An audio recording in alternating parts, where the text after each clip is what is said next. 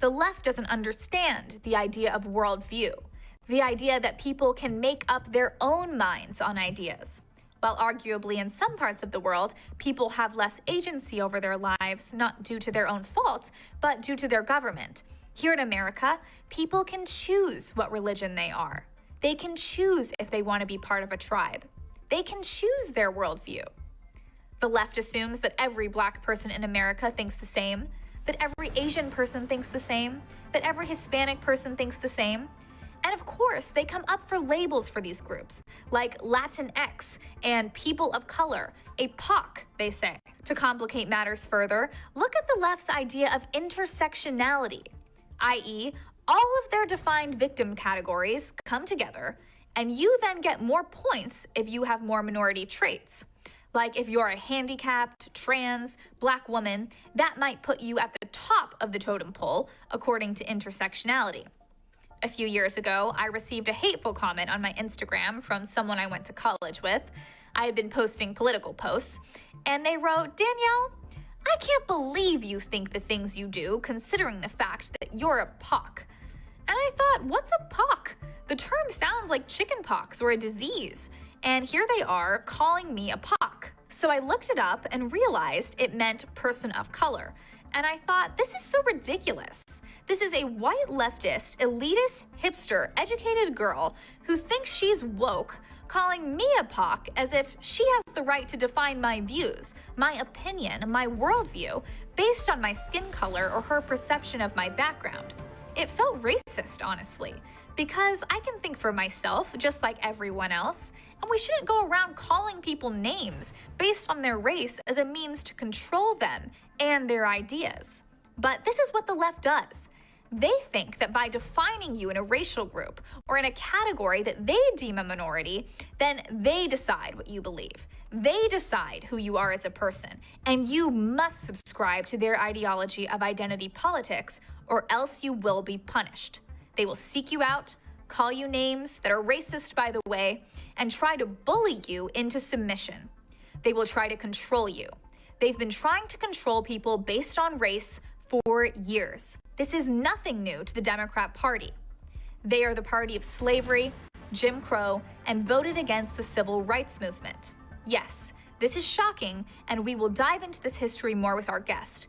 But it's shocking because the left has tried so hard to steal these events like the civil rights movement and make it as though they were actually the good guys, when in fact it was Republicans who fought for voting rights for Blacks, not the Democrats. Progressive Democrat presidents like Woodrow Wilson, Franklin Roosevelt, and Lyndon B. Johnson were outright racists. So how did the Democrats get away with reshaping the narrative as if they care about minorities? Well, they did it through the media, which they control, and academia, which they also control, and used those mechanisms to develop their talking points, and then put them through the pipeline into the minds of young people. And the Democrats, we must realize, haven't changed. They still want to control you by race, just like they did then, just like they do now. They still think in terms of race. Now, many people on the right focus on how identity politics is so extreme, how it's silly, how it's divisive. But I want to get to the underlying assumption that itself is wrong when it comes to identity politics. This is the assumption that there are 3 features about you that define you. 1 is your skin color, 2, your gender, 3, your sexual orientation. But these 3 things are not the most important things that define you. Aren't our values the most important things about us?